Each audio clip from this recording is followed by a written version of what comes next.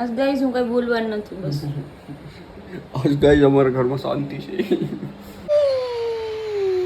એક કરવાનો છે. મને ઝીરો બોલાવી ગત પેલા ની ગમે.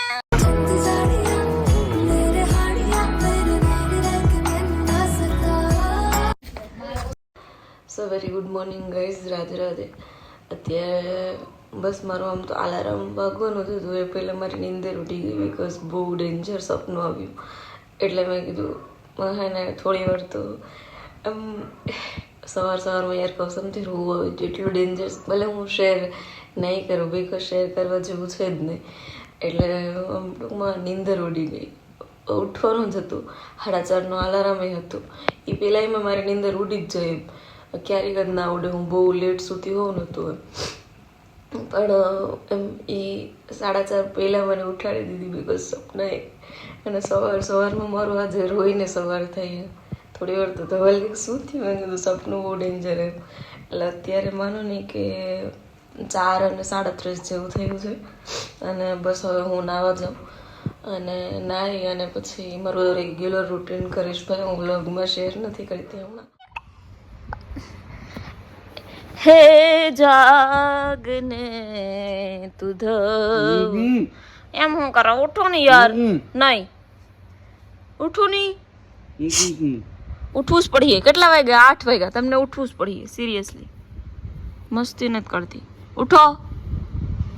તમને આજ મને ખીજાવું હોય તો ખીજાઈ શકો, મારી લેવું હોય તો મારી શકો, પણ ઉઠવું તો પડે. ગાઈઝ હું જ્યારે કચરો કાઢું ને ત્યારે મારા માઇન્ડમાં એક થોટ્સ તો આવે કે હું નીચે કાંઈ કચરો નાખતી નથી તો પછી આ બધો કચરો ભેગો છે ન થાય. બટ આમ ક્યારેક પછી હું મન વાળી લઉં કે ના હવે થોડી આમથી રજકણો અને એ શું હેર આપણા મારા તો ખાસ તો હેર જ ઉતરે યાર. હવે આ તેલ બનાવ્યું એનાથી કંઈક ફાયદો થાય તો સારું. અત્યારે ધવલ ગયા છે સ્નાન કરવા માટે અને આપણે છે ને અત્યારે અહીંયા તમે ખબર ને હમણાં હું વાળતી હતી અને પોતું તો એ જાય ને પછી હું કરું, કારણ કે અહીંયા હોય તો એ વાળ ઓળાવે ને આ કરે ને કરે ને એમાં. અને હું લાસ્ટમાં એટલા માટે કરું, પછી આપણે કંઈ કામ હોય જ નહીં એટલે થોડુંક આમ વ્યવસ્થિત લાગે. એટલે અમુક કામ છેલ્લે કરવાના કે બધું પતી જાય ને પછી સગાઈ છે ને. અત્યારે આપણે બધું એકદમ અલગ કે છે અને સવારના પછી મને વ્લોગ ઉતારવાનો ટાઈમ ના મળ્યો બિકોઝ હું જો વ્લોગ શૂટ કરવામાં રહી જાઉં ને તો પછી મારું બીજું અધર એક્ટિવિટી છે ને એમાં થોડુંક પ્રોબ્લેમ થાય. એટલે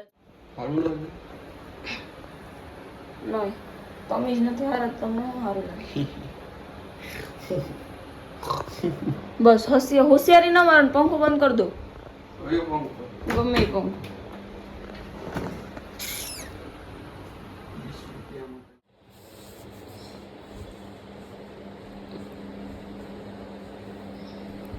જાવ નહીં યાર, હું મને અડો માહિતી નીકળું. તને ડેસ કોણ ખબર.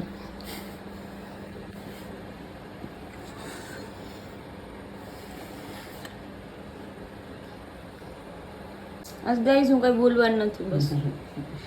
આજ ગાઈસ અમારા ઘરમાં શાંતિ છે. અમારના કે બાગ ભાત ચાલુ જ હોય.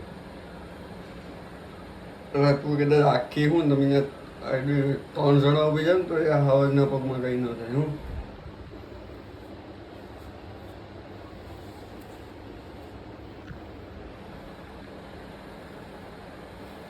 મોટું તો જો શિયાળા જેવું. સારું લાગે કાઢ ના મને મારે તો બોલવાનું જ નથી. એમ થોડું હાલે. આગળ તો કહેતા હતા કે બોલતી નથી, શાંતિ છે અમારો ઘરમાં. ખાલી કહી દે પછી પાછી શાંતિ થઈ જાય. મારે નથી કેવું એમ નો હાલે ને. આરામ રે. મારું ટી-શર્ટ ક્યાં? પેલા જે આપ્યું હોય ને એ જ પહેરી લેવાય, પોતાની રીતે મનનું ધારો. એ બધા મેં જ લઈ દીધા. કાતેલો ટૂંકું થઈ ગયું લાગે કે નહીં. હે આગળ તો ના પાડી હતી ને કે બોલતી નહીં.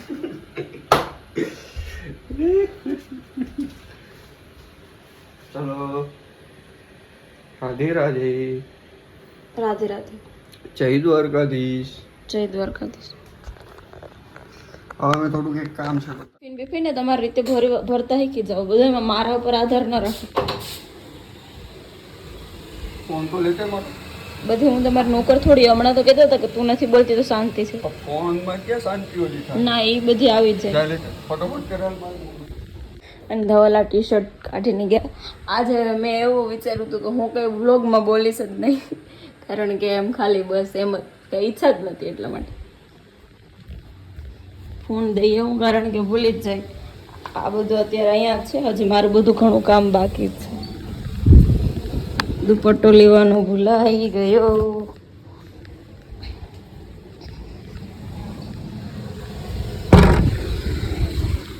સો ગાઈઝ, અત્યારે છે ને જો મેં ફેસ પર શું લગાવ્યું તમે મને કમેન્ટ કરો, હું તમને નહીં કહીશ. અહીંયા થોડુંક ઘટ્યું એટલે જેમ તેમ લગાવ્યું ઇગ્નોર કરો. ત્યાં આપણે કાંઈ કરવાનું છે નહીં. મેન બધી ખાડા ખબૂચા અહીંયા જ છે, એટલે ત્યાં આપણે એના માટે જ કરીએ છીએ. ના થાય તો એ ઠીક છે. આ તો ટાઈમ પાસ. ફ્રી હોય એટલે કંઈક કરી લેવાનું, કારણ કે નવરો માણાનો મગજ હોય ને ત્યારે 17 વિચાર આવે. એટલે આપણે આવું કંઈક કરીને ટાઈમ પાસ કરી લઈએ. અને છે ને હું કમેન્ટ અત્યારે આવી હાલતમાં જ રીડ કરીશ. અને પછી છે ને અત્યારે વ્લોગ બનાવવાનો મારી પાસે ટાઈમ નથી, બિકોઝ મારે બીજું ઘણું કામ છે. એટલે ત્યારે હું વ્લોગ શૂટ નહીં કરી શકું. તો હું 2-3 લોકોની કમેન્ટ રીડ કરી દઉં અને તમને શેર કરું. જોડાયેલા રહો. હે ને મેં એક વિડીયો અપલોડ કર્યો હતો ને, તો એમાં એક કોઈક ઇન્ડિયન કરીને છે. હવે એમાં કોણ હોય તો મને નથી ખબર, બટ હશે કોઈક છોકરી, આઈ થિંક લાગે એવું. કારણ કે વધારે પડતી કમેન્ટ એમ છોકરીઓ કરતી હોય છોકરા કરતાં. મારામાં એવું થાય. તો છે ને એ બેનની કમેન્ટ એવી છે કે સેમ મારી સ્ટોરી પણ એવી જ છે. એટલે મેં કંઈક હું શોર્ટ વિડીયો મૂકું ને તો એમાં જ કંઈક કમેન્ટ હતી. તો હું છે ને એ એક બેનને નહીં બટ બધાને કહેવા માગું કે હું જે શોર્ટ રીલ્સ કે કાંઈ વિડીયો કે અપલોડ કરતી હોય તો એ મારી લાઈફને લગતી ના હોય. બધું મારા પર અપ્લાય ન કરવું, બિકોઝ છે ને હું મને શાયરી કંઈક ગમી ગઈ હોય તો બોલી લઉં. ક્યારેક કોઈક ફ્રેન્ડે કીધું એક આર્ટ રીલ્સ બનાવી દે તો હું બનાવી દઉં. ક્યારેક મારી ઈચ્છા હોય ત્યારે બનાવી દઉં, ક્યારેક મારા અનુભવો પર બનાવી દઉં. એટલે હે ને બધું મારી લાઈફમાં લાગુ પડે એવું હોતું નથી. તો તમારે એટલું બધું સિરિયસ ના લેવું. બટ અત્યારે ક્યાંક ને ક્યાંક અમુક વાસ્તવિકતા હોય એના ઉપર આધારિત હું રીલ્સ બનાવતી હોય. ઓકે, આ પહેલા સવાલનો આન્સર. હવે આપણે બીજી કમેન્ટને આન્સર કરીએ. કમેન્ટ તો બહુ બધી 2 થી 3. અને કશિશ વાઢિયા કરીને એક બેન છે, તો એમની કમેન્ટ હતી કે તમારા વ્લોગ ખૂબ સરસ હોય, અમે રોજ જોઈએ છે. અને એ બેન પોતે પણ યુટ્યુબ ચેનલ ચલાવે છે. ટૂંકમાં એમની પણ યુટ્યુબ પર આઈડી છે. તો તમે એમના વ્લોગે જોવો, તમને મજા આવશે. અને ખૂબ સારા સ્વભાવના છે મને લાગ્યું એવું, બિકોઝ મારામાં રોજ કમેન્ટ હોય એમની, રોજ એમ સારા એવા રિસ્પોન્સ હોય. તો માણસ સારા છે. તમે પણ એમના વ્લોગ ને વિડીયો જોજો. અને ઓકે, તો હવે છે ને હું કન્ટિન્યુ અત્યારે નથી રાખતી, બિકોઝ આ ફેસ પર થોડી વાર સુકાવવા માટે પંખાની સામે બેસું અને પછી મારું બીજું કંઈ કામ છે ને એ કરું. ઓકે, સો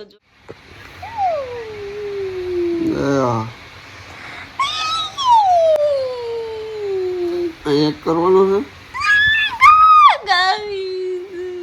મને ઝીરો ફોલોઈંગ જ પહેલા ની કરવાનું છે.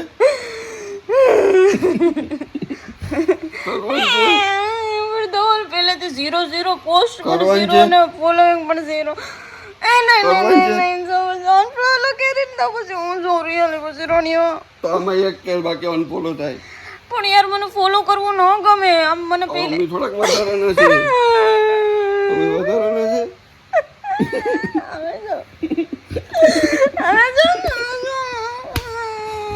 અમે બધા અહીં જો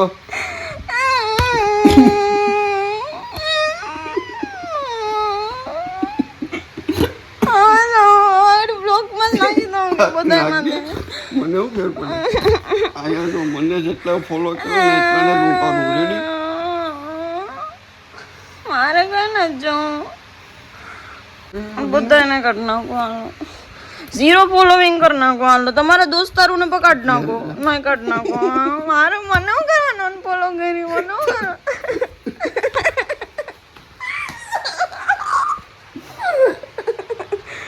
મને અનફોલો કરીને હવે જોઉં નહીં. આડી 10,000 રૂપિયા લઈ લઉં. કરો ફોલો. બાકી હું સાની મને મૂકી દઈને મને કસમ આપીએ ને મારા કસમ છે. ફાઇનલ મેં ખાધા ક્યાં કસમ? હા તો ભલે ન ખાધા, મેં તો કસમ આપ્યા ને. મેં ખાધા નથી. હા તો વાંધો નહીં. હા તો ભલે હું તમે મરી જાઉં તો તમને ફેર નહીં પડે ને, કઈ વાંધો નહીં. તો મેં પણ કસમ આપ્યા.